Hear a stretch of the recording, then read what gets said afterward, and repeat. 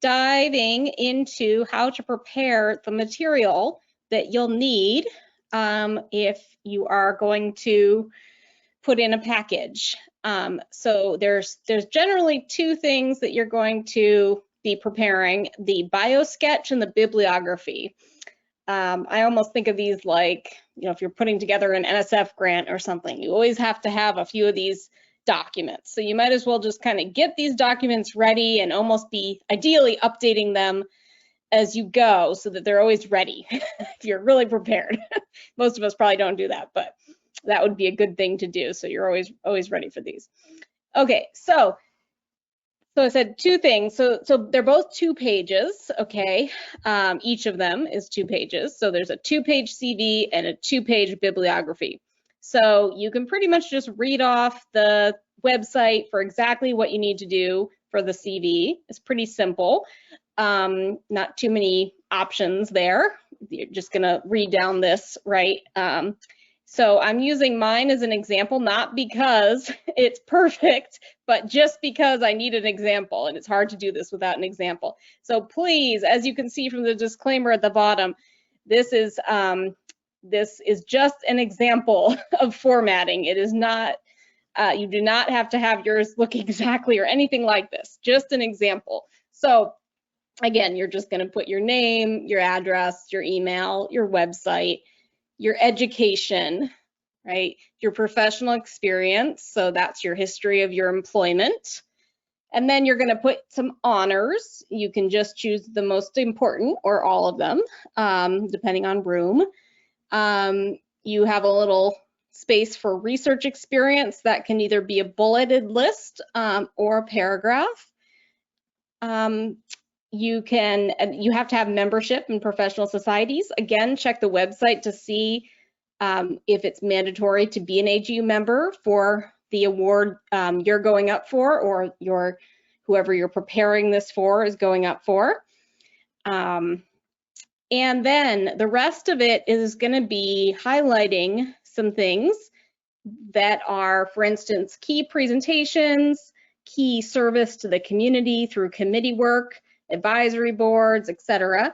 You're especially going to want to highlight stuff that is AGU related, that you've done for AGU or you've published in maybe EOS publications and AGU service, for instance, serving on committees, serving as session chair, or anything else that you've done for AGU, because obviously these are AGU honors, so they want to see some evidence that you've been involved in AGU over the years. You can also, if you frequently review for AGU journals, you can mention that here too. So this is purely an example of the kind of content you can have on here, but obviously you can there's some leeway here for how you organize this. But you're not going to have all your peer-reviewed publications on here. That's the critical thing that's missing that you probably usually have on a CV, because those are going to go in your bibliography. So that's the CV, and we're going to hold questions till the end after Ariel's presentation, and then I'm happy to chat a bit more about that. So, so one thing that's very helpful when you start the process, for that could be right now, is to send your nominator, or basically, if you're thinking of going up for an award, you think about it, you talk to your mentors, and you think you're ready to kind of go up for an award, like I did last year. You get ready you get your CV draft and your bibliography draft kind of ready for them, because it'll save them a huge amount of time if you just give them drafts, okay? And then they'll make it pretty and everything. You just give them a draft so they have something to work on. So the big thing for drafts is, the draft of the CV, that's kind of straightforward. So for the bibliography, what I like to have when I'm preparing one for someone else is a list of their trainees, their students and their postdocs. Okay, I want to know who's the students and postdocs, because I can highlight that on the bibliography, and the selection committees like to see that. Okay, so that's nice to have annotated on there. Also, you should also make a list of the papers that have come out of the nominee's lab that best represent the research portfolio, and annotate also the corresponding author on there. and also just a list of number of total publications, number of peer-reviewed scientific papers in AGU journals, something like that. It doesn't have to be, this is just an example, okay? Obviously, it's you don't have to do it exactly like this, but just kind of help out your nominator a little bit by giving them a list. And they're gonna then, often they're gonna kind of curate this a little bit as I'm about to show you.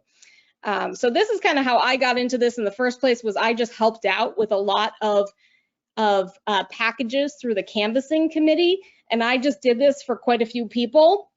And I kind of learned what I think looks the best and is the easiest to do. So I'm just going to show you the example of mine, but obviously there's just an example of this, and there's probably some other ways of doing it. So bibliography instructions. So you're going to have the very beginning of your bibliography is AGU wants it to basically read like this. Obviously, you're going to change out the relevant information, but you're going to say so-and-so is the author of blank publications, blank in peer-reviewed scientific journals, blank of which have been published in AGU journals and books. And then the following selected list best supports blank's nomination for the blank medal or award or whatever. You're going to insert that here.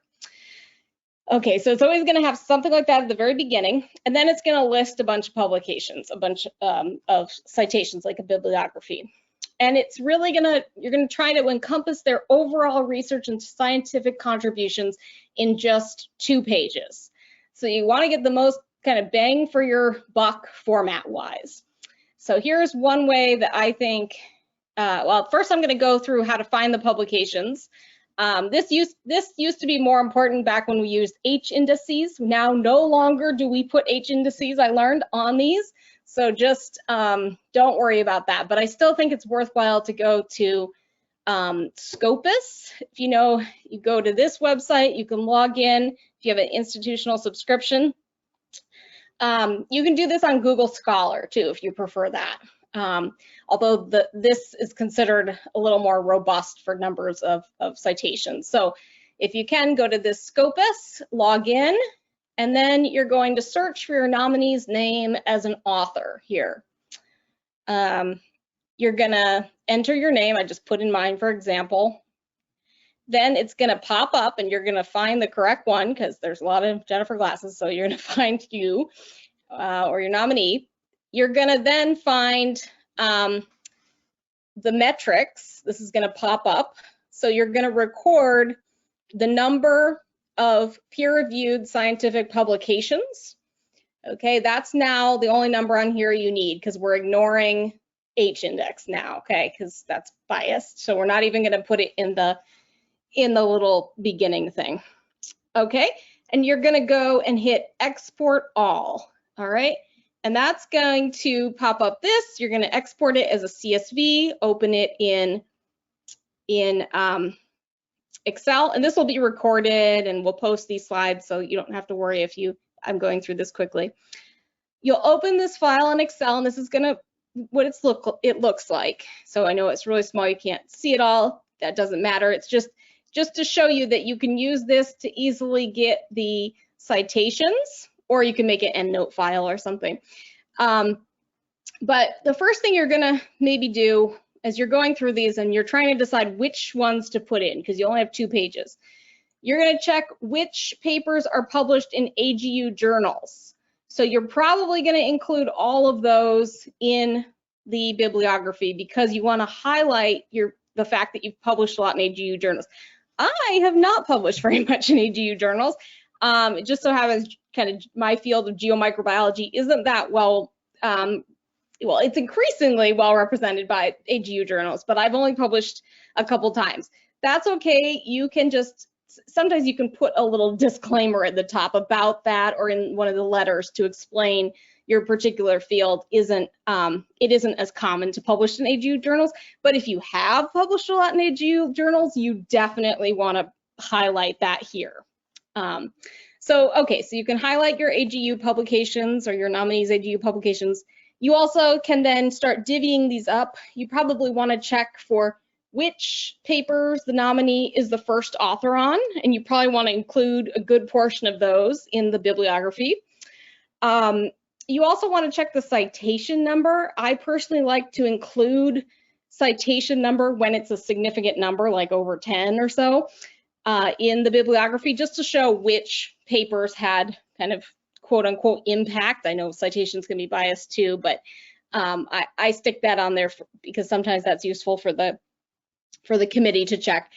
And then make sure, obviously, the papers you're choosing are in solid journals. So, you know, it doesn't have to be nature science. I barely have any of those, but you just want them to be solid society journals and AGU journals, etc. So then you're going to go into, here's the actual example Biosketch. So we have, this is our little introduction that we talked about earlier. Okay, so you're getting from Scopus, you're getting that number of peer-reviewed scientific journal articles, and then the nominee should be supplying these numbers, okay, ideally. Or if you're a good, careful nominator that takes the time to do it, you can figure this out fairly easily yourself from counting their big CV that they can provide you. And then I also like to just include this. It's not required. Nothing after right here is required, but I like to say citation numbers are provided when greater than 10, and I like to put on this little legend of what is what in terms of these little symbols, because I heard from the committees that they like this. Okay, so they also make you often do this for tenure to put all these little symbols on for who everybody is on these papers. So how I like to format it is to split these up into 3 categories. Obviously, you can do it many different ways. This is just how I like to do it. But I like to split it up into, first of all, selected papers that are first authored by students or postdocs in the nominee's lab group, and with the nominee as corresponding author. Obviously, this is how it works in kind of the geo, micro, bio, chem, whatever field I'm in.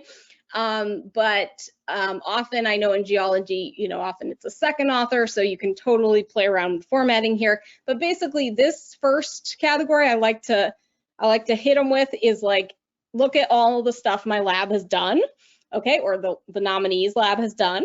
Okay, so that's first, and look at, I have all these students and postdocs that are doing great stuff. So that's the thing I hit them with first. Then we go to what are the papers first authored by the nominee, to show that you've done, you've also published a lot your own self. And then collaborative papers are last, because, those are papers that maybe you've helped out on, but, you're not leader. I know a lot of this is changing also as we get much more collaborative, but this is kind of maybe an old school way of doing it, kind of left over from traditional tenure track packages, but this is just how the format that I've gone with. I'd love to see other formats too. And then I stuck on here another AGU monograph chapter as well. Okay, so I like to arrange each section in reverse chronological order, just because that's what I'm used to, so you can see the new stuff at the top. Doesn't have to be, it's just what I personally like. Bold the nominee's name in each reference, and include the number of citations when they're greater than 10. So you can say, oh, that one has greater than 100. This is something they've contributed that's, had some impact. Okay, and again, highlight the AGU publications. Again, some may have more than others. And the biggest, most important thing, though, is ensure the reference formatting is consistent. When you receive CVs from your nominee, if you're a nominator, or when you're creating a CV, when you're being nominated, it's really important to go through and make sure things are just really consistent, and, just make sure everybody's middle initial is there. I don't know, maybe I'm really OCD about it, but I notice these little things, and I think some other people on the committees do too. So please, please, please be consistent, or at least check the documents and make sure they're consistent. And it just shows that you've put the time and energy into it, because these are obviously really, really important awards, and we want to show that we've spent some good time on this.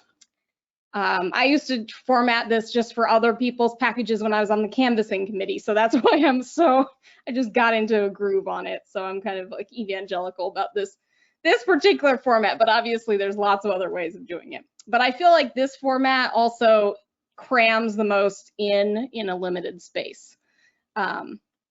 Okay, so that's all for me, and now I'm going to hand it over to Ariel, and